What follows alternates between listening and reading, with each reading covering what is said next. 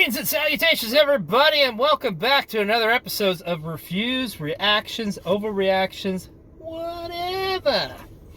I'm XLJ the OG, along with Mr. B-Roll, and today, it's another Marvel movie day. So we just got done watching Thor, Love, and Thunder, and it was freaking awesome. Yes, it was indeed. Now, of course, as always, if you haven't seen Thor, Love and Thunder, stop watching this video right now. Just stop. We appreciate it, but stop.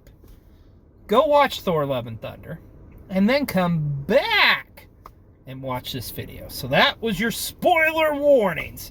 You've been warned, okay? All right? All right? We good? Cool. Man, oh man, loved me some Thor, Love and Thunder.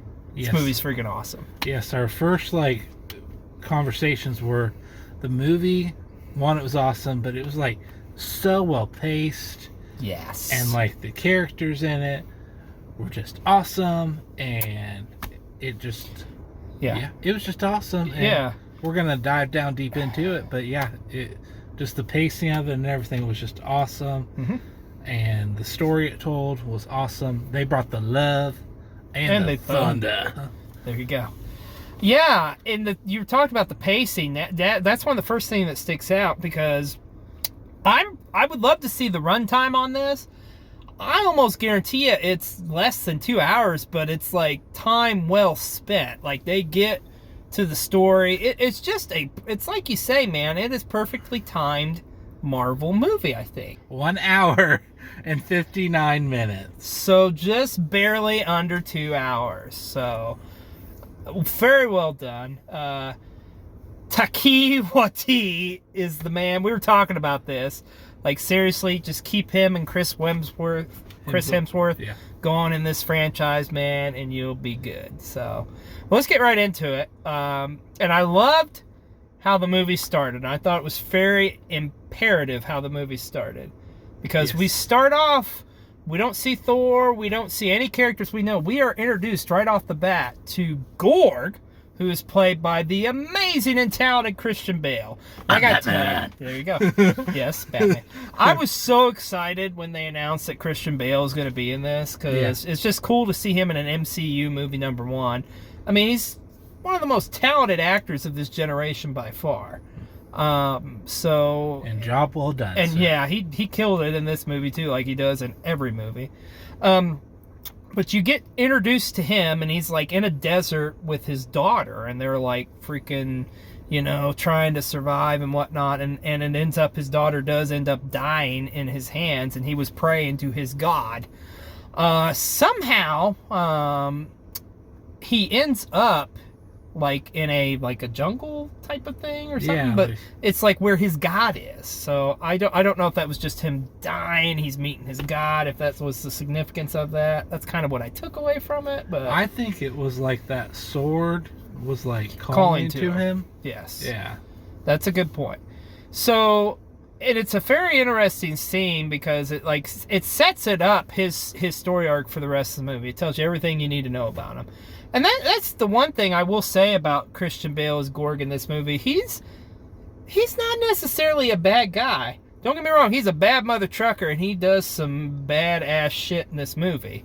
But he's not necessarily his intentions of what he's doing, you can kind of relate to.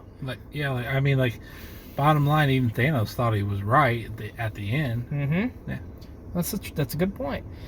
So he's like I say, he's there with his god, and the god's pretty much just mocking him, more or less. He's just glad that they got the sword, which I apologize, I forget the name of the sword, but it's essentially, this sword gives whoever inhibits it powers that they wield and can kill any gods. However, by wielding the sword, it slowly kills the person who does it. So, and then in this scene, he's been in the desert and stuff. He comes across some fruit, and he's eating the fruit, and his god's just ridiculing him and making fun of him, just shitting on him. It's he's just dude, I'm here, I'm your last of your people that worships you.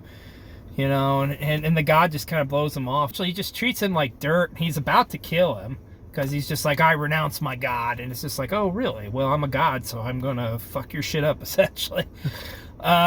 So pretty much he's strangling him. And the sword, like you say, it's calling to Gorg. And he ends up taking the sword, wields it, kills his god. And thus, his story arc is born. His mission now is to kill all of the gods. Yeah, and you like instantly see like the transformation. Yeah. So I liked how they started off with that, because then we get that right out of the way and stuff. Wasn't expecting it, but it was like, okay, now we need to know. They introduced the newest character that most people probably didn't know in the movie right off the bat. Yep. And then we go right into your starting credit scenes, which was awesome. The little guitar riff playing the Marvel theme, which was badass, I thought. Mm-hmm. And then we get to Korg is telling a story about Thor. Story time with Korg. Story time with Korg, which was hilarious because he was like messing names up and stuff. He called Jane Foster like a couple different names throughout the movie. Like, what was it? Jane Fonda, I think, was one of them. Jamie Foster. And then he was telling about Thor's like different adventures and stuff, and it kind of covered like the past a little bit, and it talked about like, oh, and then he lost so and so, and then he lost so and so, and it's just like, oh, yeah, like I love it. And when they talked about Loki, that was funny too, because then his brother died, and then his brother died again. And then he did again. Yeah, I was kind of thinking as that was playing, like, I was like, okay, so if someone hadn't seen this movie, like this, or like the past movies, I should say, this is kind of catching up to speed with Thor's story arc. Yeah, and we're getting it right off the bat, so that's great, you know. And then you pretty much, it talks about how, like, you know, the kind of touches on like what happened in the Infinity War and Endgame and stuff, and how he got fat and shit, and yada yada, and how New Asgard was born and all that stuff. And then it's like he's talking about how Thor got back, or how Thor went on adventures with the Guardians of the Galaxy. Because remember, at the end of the Endgame, he ends up flying off with the Guardians of the Galaxy. So they kind of touch upon that a little bit. Of course, all the actors from Guardians is in this movie. But I will say this, they're just at the beginning of it. After that, you do not see the Guardians anymore. So, which I thought that was kind of a nice touch. Yeah, I did too, because it kind of got him in there, kind of told the story, where it went, you know, and stuff. It was good. It was good. But anyway, so, and then they're talking about how Thor, like, got in shape and stuff, and it was just funny, just the shit. If you've seen Ragnarok, you know the character Gorg, just how funny he is, and how he's kind of like dry, but it's funny as shit. Like, he's mentioned something about Thor never skips leg day. That was the director, Taika Waititi. Yep, there you go. Man, you did a way better job of saying that than I did. But I feel like I butchered it, honestly. No, I think you nailed it. So then we get to a scene where it's pretty much like Thor is back in ripped shape, you know, back in Thor shape, and he's fighting with the Guardians, and like Gorg's with them as well, of course, and they are saving some race of people or something, and pretty much the Guardians are getting their ass kicked, and like Chris Pratt or Star-Lord comes to Thor's like, hey, we need your help, because it's talking about how like Thor is just like, he doesn't fight anymore unless he's called upon or whatever. He's like meditating or some shit. And then of course Chris Hemsworth delivers dialogue like Chris Hemsworth does, you know, just over the top, like, you know, I'm here to save the day or whatever, yada yada. And then pretty much he just wipes out this entire army. And what the hell was that army of, by the way? It was like chicken warrior things, gremlin type characters. It was weird as shit. But he pretty much wipes them out, and it's funny because the alien race that they're saving, it's like the king or whatever, is just like, he's got a dry sense of humor as well. Let's talk about the get up for Thor at that moment. Yeah, so when Thor's wearing like a kind of a robe or something, and then he disrobes, and he has like this like awesome like biker 80s like, he's totally like wearing one of Star-Lord's outfits. What it is. Yeah. It was legit. Yeah, it was legit. It wasn't bro Thor, it was like rocker Thor or something like that. Yeah, it was good. So pretty much Thor wipes the whole army out and stuff. And it's funny in doing so, like the king guy of the alien people they're saving is like, oh, and hooray, our temple's gonna be saved or something. And Thor just goes through it and like, he didn't go in our temple, did he?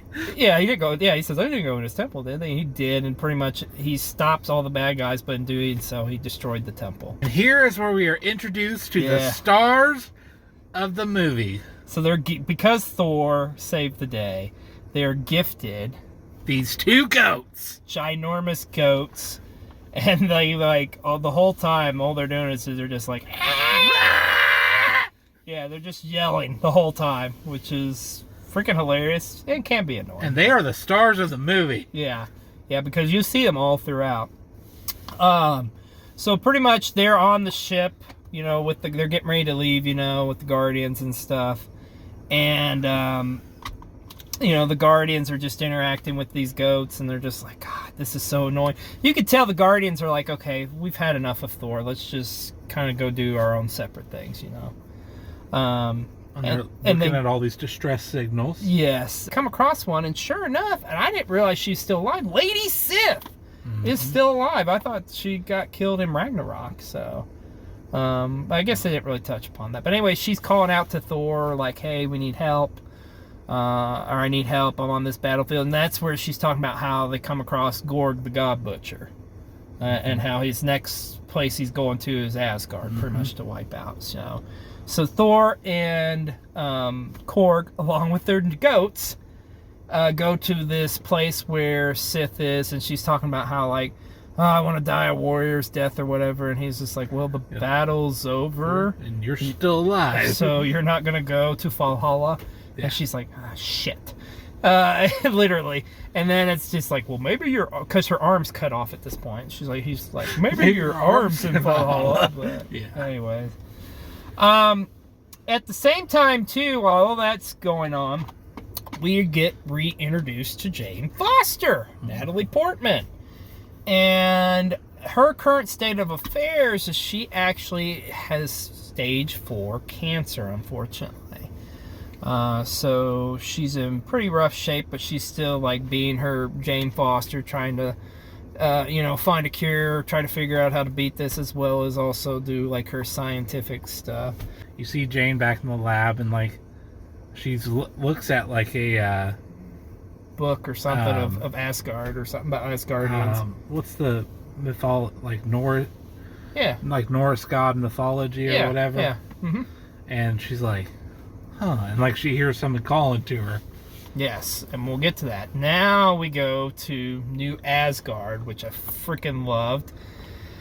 So Valkyrie, remember Valkyrie was left as the king of New Asgard.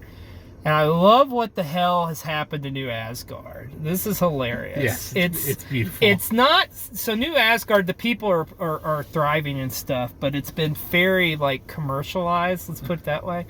It's more or less, it's a tourist attraction. It's like freaking Disneyland or something for, like, Thor, if you want to learn about Asgardians and stuff. So it's showing kind of her, like, what's happened to New Asgard and stuff, and she's, like, the king. There's a hilarious scene where she's shooting a freaking Old Spice commercial. Yeah. That was fucking hilarious. I wonder how much they paid for that. yeah, but I just love how she's got the classic, like, Asgardian, I guess, guy blowing on the flute. It's the Yep. And then also it shows, like, they're putting in, like, how touristy it is. Like, there's tours of New Asgard and stuff. Love this. They've just opened up an ice cream place called Infinity Cone. And it's like in the front of the building, it's actually got the Infinity Gauntlet. And it's like holding not the real gauntlet, and it's holding an ice cream cone. Yeah, it's just like, wow. That's, bravo. Yes. Bravo. I want to go to Infinity Cone, man. Yeah, me too. And then it's showing like they're giving tours of like Asgard and stuff. But here's probably the best part of New Asgard. So, and a recreation from Ragnarok, if you remember.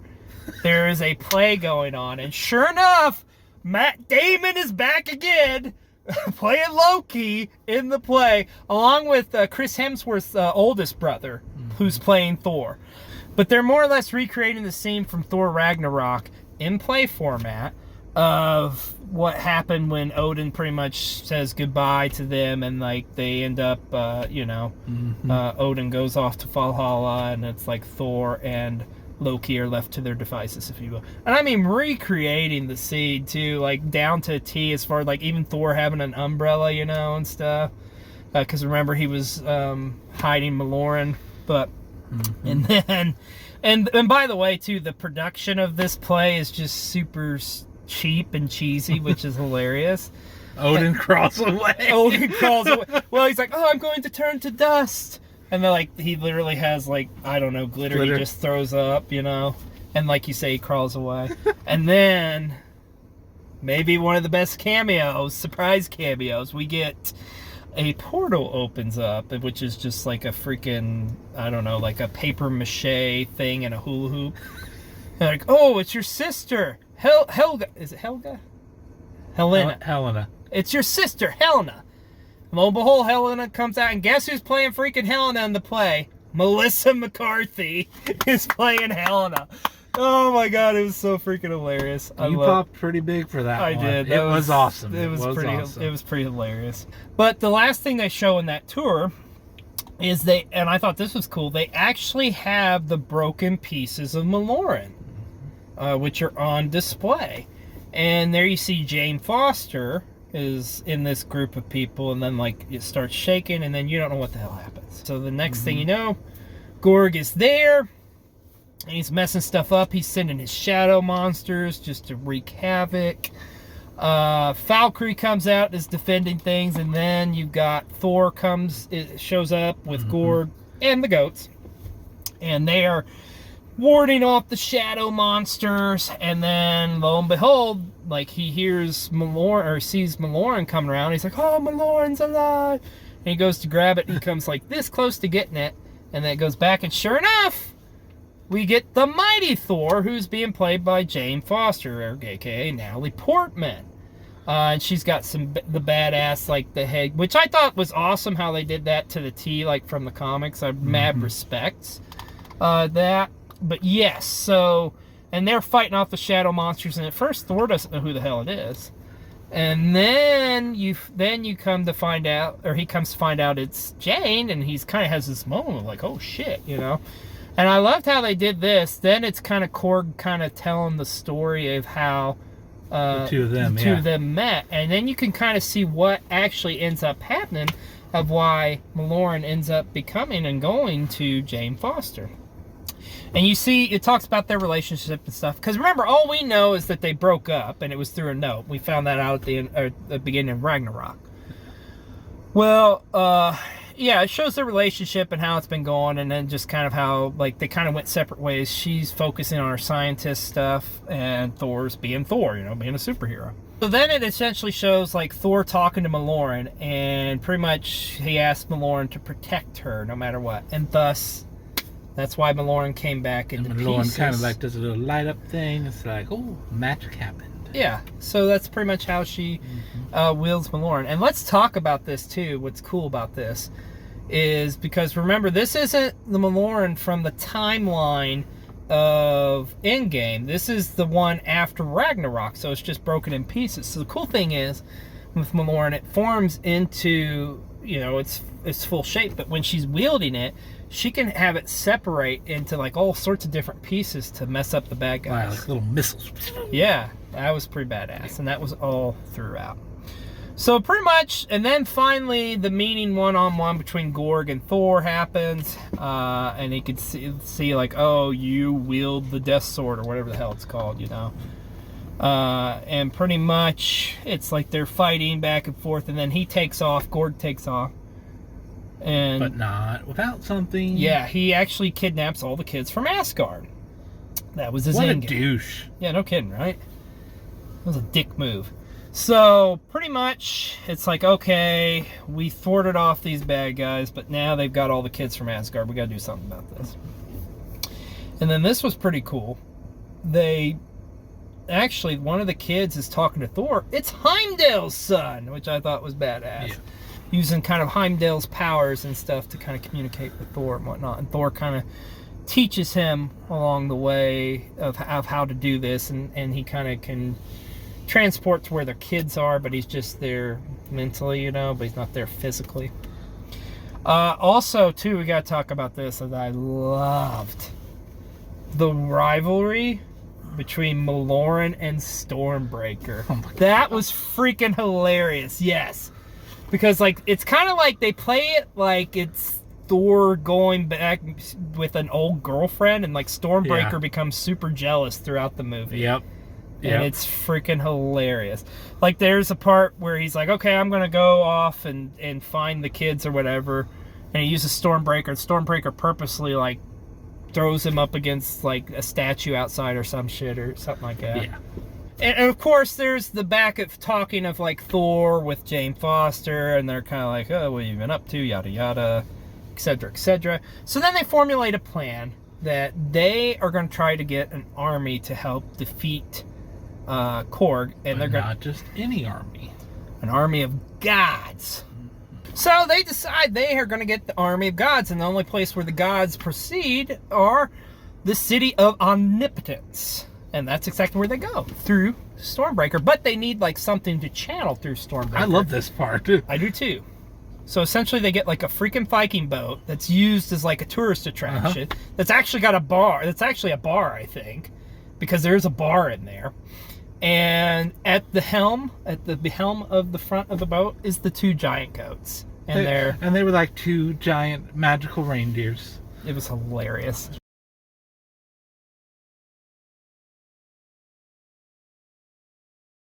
What happens from there is they end up going to the city of Omnipotence. And essentially, they are there to encourage the gods to help them. And who is the main god they are there to see? Zeus. And who is playing Zeus? Russell Crowe. Russell freaking Crowe. And I love the fact that it's like Russell Crowe did not have to get in shape for this. He purposely had to get fat for this role, I think. Because it's like he's just like an old, like kind of like, I don't give a shit, you know. And he's kind of showing off at the beginning and throwing his thunderbolt around and stuff. And then like then he's talking about like at this big meeting, which is just giant like citadel with all these other different gods and stuff, which there's some fun little things you can pick up there. The one I picked up on, I love the freaking steamed dumpling god. Yeah. The bow or whatever you call it. I forget what they called it, yeah. But oh my god, that was hilarious, because it's literally a little steamed dumpling. It's cute, it's cute little eyes and smiling face. It's like, hi. Anywho, so Zeus is talking like what is important, and they're talking about what date they're going to set their orgy. That's right, an orgy with the gods. Just fucking hilarious. And then like Valkyrie and Thor, and they're talking kind of back and forth along with Jane and Korg, and Zeus is like, who interrupts me, yada yada, or whatever, you know. So ends up like he gets Thor onto the stage or whatever, and there's just some funny banter back and forth between them. And essentially he's like, I'm going to take off your disguise, because they did have disguises on, like cloaks to disguise them. And in doing so, he pretty much takes all of Thor's clothes off. And we do get, I don't know if it was like actually his ass or stun ass, but we do get some Thor ass in this movie. There you go, ladies. Hell, man, there you go. Anybody? No. It's freaking Thor, man. So anyways, and the funny thing too is it kind of goes up and it shows his back, and he's got tattoos on his back. Gotta love it. Were just some of the shittiest looking tattoos, but he's got a tattoo for Loki. R.I.P. Loki on his back and stuff. So ultimately ends up Jane Foster kind of comes in to along with Valkyrie. They kind of come in and attack and they save Thor essentially. And they're like, okay, well, if you're not going to fight with us, at least let us have your lightning bolt from Zeus, his main weapon, you know. And Zeus is like, no, fuck you, more or less. So they're fighting back and forth, and then Zeus throws his lightning bolt, and it goes right through Korg, and you're like, no, Korg's dead. I was ticked. I was like, no. And so Thor uses that lightning bolt, sends it back, and kills Zeus. But come to find out, Korg actually is still alive. It's just his face that's alive. So it's kind of like I guess it's kind of like, if you think about it, it's like a Groot thing where you can grow back, you know? Yeah. So, and that's pretty much what ultimately ends up happening. But pretty much they get away and they have Seuss's lightning bolt.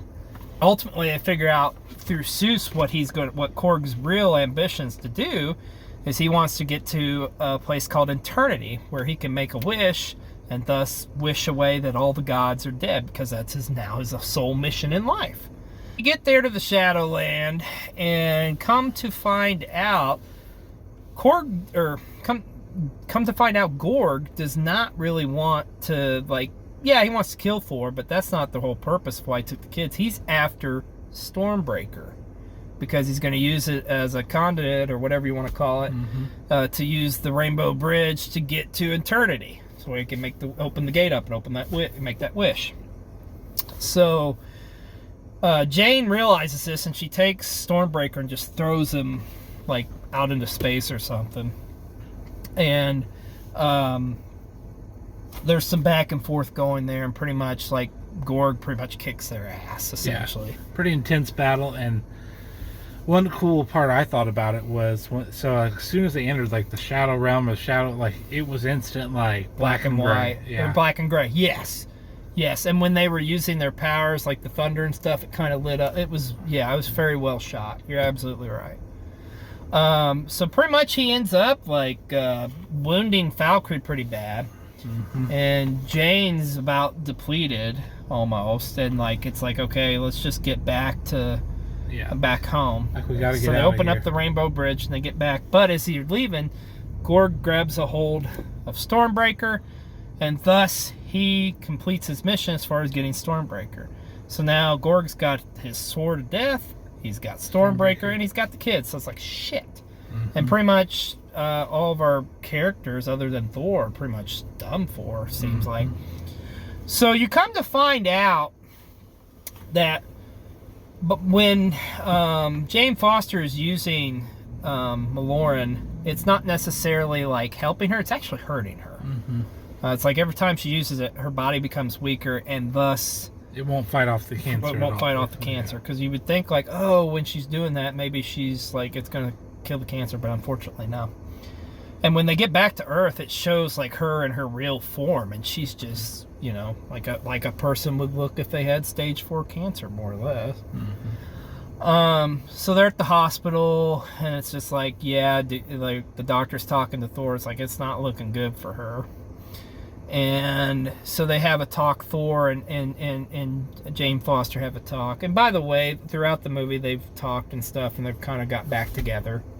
Kind of rekindled that flame, if you will. So Thor's more or less saying to her, like, I don't want you doing this anymore because I love you. Like, please don't. Like, I've got to ask you not to do this. And she's just like, okay, but you got to come back to me in one piece, you know. And they have some funny banter back and forth. Then he talks to Valkyrie. She's okay. Just a little beat up and wounded. But Valkyrie pretty much gives the lightning bolt from Seuss. And Thor pretty much uses the lightning bolt to get back to Eternity, or go to Eternity where Gorg is. Yep. With the kids and stuff. So, and he comes across, he saves the day for the kids, because Gorg at this point is just focusing on opening up the gate to get to Eternity. And Thor's talking to the kids, giving a pep talk and stuff, and this was badass. He tells the kids, like, okay, you're gonna have to fight. He's just like, just grab anything you can get your hands on. And he uses his powers, because he's the god of thunder, you know, and just gives them all the power, gives them power throughout to utilize the thunder as a weapon. For a limited time only. For a limited time only, as he says. And the funny thing is like the kids have different weapons, but I think my favorite, there was a little girl that had a stuffed bunny rabbit. And literally it shows them in battle, and she's using this stuffed bunny rabbit, and there's freaking laser beams coming out of the rabbit's eye. It's cool as shit. It was awesome. It was awesome. So the kids are fighting off all the shadow monsters and stuff, and then Thor and Gorg are going at it. And there's some back and forth there, and unfortunately, like, it's like Thor's kind of getting his ass kicked again. And then out of the blue, Jane Foster shows up as the mighty Thor. She could sense it. Like, yes. She was like in bed, she was like reacting to like the same way Because they were connected. Yes, exactly. So they show up. She pretty much kind of saves Thor's butt. They've got to destroy the sword. And that takes away his powers. So they do. But in doing so, Jane's pretty much, that's it. She's depleted. And I thought this was cool, too, because when she was throwing Maloran, ultimately is what killed the God Sword. But, ultimately like, there's pieces of it that kind of get in the sword. And it's like the sword's back in Gorg's hand. But then she uses the rest of her powers, like, as a last-ditch effort to finally destroy the sword. And like you say, in doing so, in that last-ditch effort, she pretty much ends up killing herself. Now, she does have some moments there where she's talking with Thor at the end. But Gorg gets through. Because Stormbreaker was there long enough to open the portal, or whatever you want to call it, to, was it Eternity? To Eternity. Yeah. To Eternity. And so Thor and Jane are there, and Thor's holding Jane, and Thor gives this really kind of dramatic speech talking about, like, and it's kind of cool, too, because if you think about it, his character's come full circle, as well as Gorg's has kind of come full circle in a sense, too. Because he's telling him, it's like, I know why you're doing this. I know that you're hurt, stuff.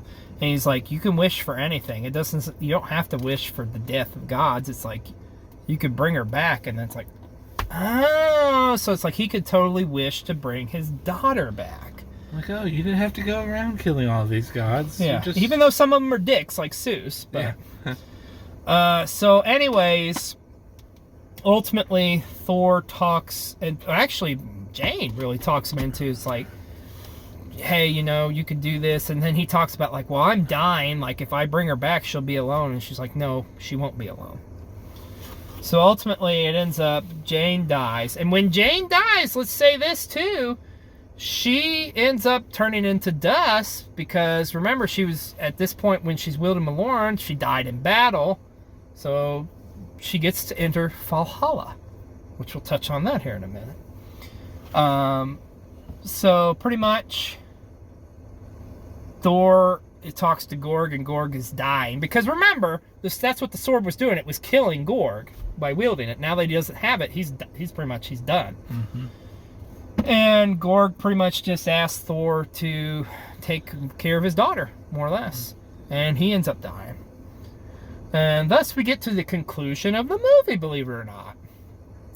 Like I said, this was a very fast-paced movie. Gets right to it. But the conclusion of the movie, pretty much, you go back to New Asgard. The kids are back there and stuff. Valkyrie's training all the kids how to fight now, so they're well prepared. And the last scene pretty much ends up being like where Thor has got Gorg's kid, which is showing them like at home or whatever, but I guess they're actually on a ship or something. And it's just like they're kind of going through everyday life stuff. It's just like you would with your kid, and Thor's kid stuff, yeah. Yeah, it's like, eat your breakfast. I made you pancakes. I don't want pancakes. It's like, do you have your boots on? I don't want to wear my boots. She's got like these little slippers or whatever. Yeah. And then it's like, okay, it's time to get ready. And you think he's going to send her off to school or whatever. And then he's like, hey, wait, where's Maloran? And this is funny. She's actually colored on Maloran, like flowers and like a smiley face or something like that. And Thor's trying to get it off, and it won't come off. So, there you go. And then come to find out, they open up the ship hatch door or whatever, and it's pretty much... They're in a battle. They're getting ready to battle an alien race. And it's so cool, because Korg is doing like voiceover, telling the story. And like, he's talking about the galaxy and blah, blah, blah. And this was the story of Love and Thunder. So I guess you do find out the little girl's name is Love. So, and end scene. There you go. That was pretty much Thor, Love, and Thunder. Loved, by the way, a couple things to point out in this movie. Loved the end credits, like the style they were done in. That had that very, like, 80s kind of metal vibe to it. They used the shit out of Guns N' Roses in this movie, too. There is several different Guns N' Roses songs played throughout this movie. That was awesome. But let's talk about those end credit scenes. And guess what we find out mid-credits? Zeus ain't dead. He is alive. And he's talking about how people need to respect the gods. How we just look at them like superheroes or whatever. And then he's like, we got to put fear back into the people, and we'll do that by killing Odin's son, Thor. And he says, do you understand? And it pans out. Who's he talking to? His son, Hercules. Hercules. Which, if you read the comics, you know Hercules is a very popular character, especially in the 80s, and was a big part of the Avengers lineup. And I love this, too, because Hercules is literally wearing, like, his ensemble that he would in the like he did in the comics. It's pretty badass. Pretty cool mid-credit scene. And there is one more scene, of course, and that is we go to Jane Foster showing up in Valhalla, and guess who's there to meet her? Heimdall! And he's like, here at Valhalla, the land of the gods. Come on in, and there you go.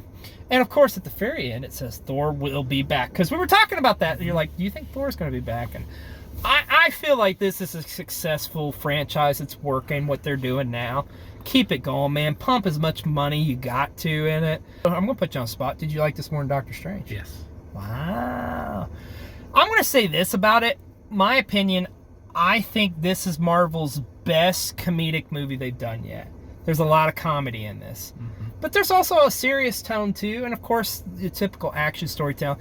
I will go as far as to say this. I'm going to go on record and say this, and you can quote me. I think this is definitely, by far, the best-paced Marvel film they've done to date. Like it worked. It was just like the way they cut this and edited it. It's perfect. I agree.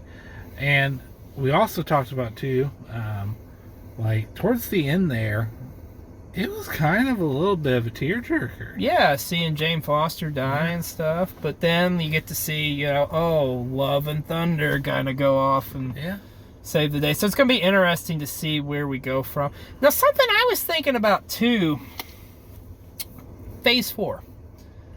Like, we're pretty far into Phase 4 at this point, I would say. But I don't think anything's really been set up for, like, what's going to happen next. What's going to be the next big event or whatever, But I'm okay with that. Because I think it's like we got to come down from Avengers Endgame. Even though freaking Endgame was, what, at this point, 4 years ago, maybe? Yeah. I would say that other than the main thing we're getting is that the universe is getting bigger. There is that. We're getting more celestial beings. And speaking of which, there was the Celestials were in this. Yeah. There was some Eternal shout-outs in this movie too. Yeah. So I think ultimately this is eventually down the road going to lead to Galactus. Yeah. Yeah, because there is supposed to be a Fantastic Four movie. So yeah, you just wonder who the next big bad's going to be in the MCU, But I think, like I say, what they've been doing, like, it's been different movies. Like, we just, this was awesome. Doctor Strange was awesome. Even the stuff they're doing on Disney Plus, I think they're killing it. I'm digging it. So, well, sir, as you know, we always rank our movies on the IC system. So, sir, out of 5 ICs, what do you give Thor Love and Thunder? 5 ICs. Didn't I give Doctor Strange a 5? I think so. And I said I like this better. So I guess it's a no-brainer, right? It's 5 out of 5. 5 out of 5. Listen, it's a great movie. It's an awesome Marvel movie. Another one of the many great Marvel movies. I'm going 5 out of 5. I loved it. It was awesome, man. Like I say, it scared me a little bit. It's a great paced movie. It's just a good freaking movie, man. Fun movie. You know what kills me too? I think this kind of got a low score on Rotten Tomato. It's like, what are the critics? What are they looking for? I don't even put any stock in like what any critics say nowadays. I don't trust them. Yeah. I feel like critics now, they just want to fucking bitch about stuff. It's like, come on, man, enjoy this. It is what it is. It's a big budget popcorn flick. So, and it's going to make a ton of money. They're going to keep milking that cow. And you know what? Keep doing it, man. As long as you're putting out stuff like this, keep on. Because I'll still be in the theater. We'll all still be there. Yeah. So, well, that's our review on Thor: Love and Thunder. It's an awesome, awesome movie. Another great Thor movie.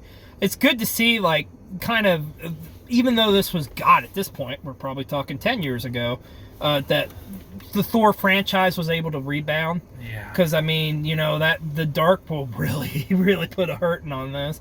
And some people didn't really like the first one. I liked the first one, but that's neither here nor there. But Ragnarok saved their ass, and this just continues on that legacy. So there you go. There you go.